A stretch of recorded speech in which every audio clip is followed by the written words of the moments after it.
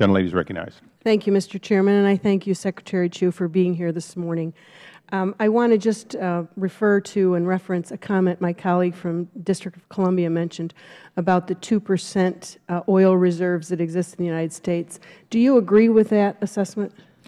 Well, I'm not an expert on oil reserves. I've certainly heard that. But oil reserves are a very specific definition of what an oil reserve really means. But I've heard that number. Thank you. And we've heard the President refer to that both during his campaign and in his State of the Union. I think the last figure he used was 3%. But I think it's important because the people throughout the country they need to know the truth. And if I look at these numbers here, that our country doesn't have just 2% of the reserves. At least 86 billion barrels of oil in the outer continental shelf, 24 billion barrels in shale deposits in the lower 48 states, up to 2 billion barrels of oil in shale deposits in Alaska, up to 12 billion barrels in ANWR, as much as 19 billion barrels in Utah, the tar sands, according to the Bureau of Land Management. All of these numbers are coming out of governmental agencies. There's a massive Green River Formation in Wyoming, which, according to the USGS, contains a stunning 1.4 trillion barrels of oil shale.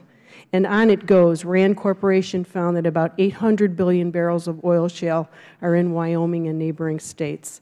All told, the U.S. has access to 400 billion barrels of crude that's recoverable via existing drilling technologies. That's really very important for us to recognize that we do have more than 2% of the oil reserves, and that we can be energy independent if we just tap what's in the United States of America. We can become less dependent on the Middle East oils.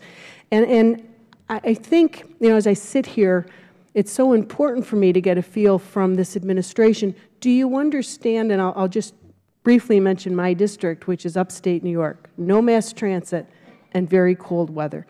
So we've got folks up there who must drive to work, and we don't measure in terms of blocks and miles like we do down here in Washington. They drive half an hour to work, just as my colleague from North Carolina mentioned.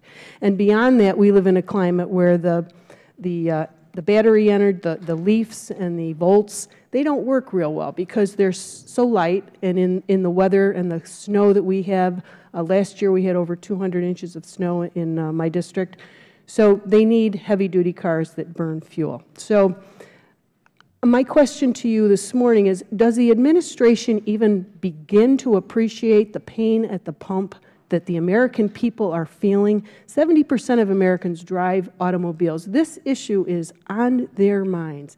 And I'd like to see whether or not you think the administration is even aware of the pain that the people of America are feeling at the pump.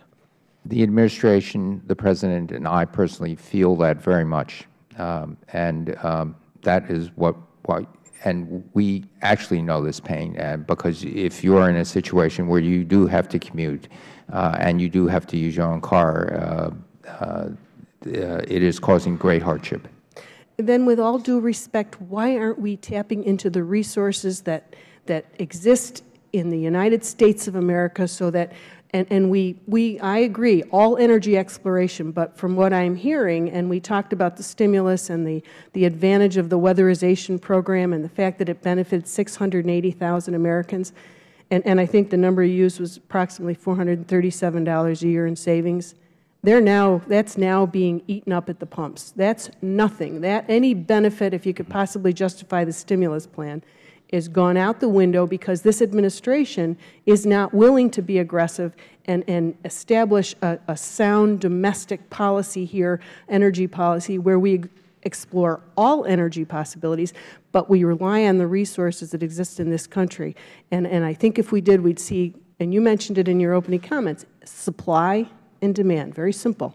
We increase the supply of oil. We send a message to other countries that we are not going to be dependent on you. We have the resources here, and I think you will see gas prices drop dramatically. And I would ask of you to go back to the administration and say, the American people are hurting.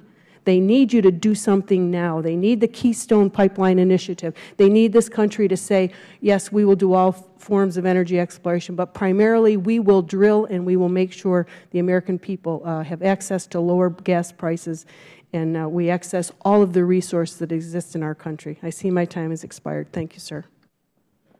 Mr. Secretary, if you wanted to respond, I don't want to have you cut off. If you Again, thank you, Mr. Chairman. Very, very quickly, the administration is supportive of increased production in the United States. Very aggressive program going on now through Secretary Salazar of the Interior, much more land being offered for auction to decrease our dependency on imported oil, but because we also recognize it creates jobs in America. So we are doing what we can in that respect. I think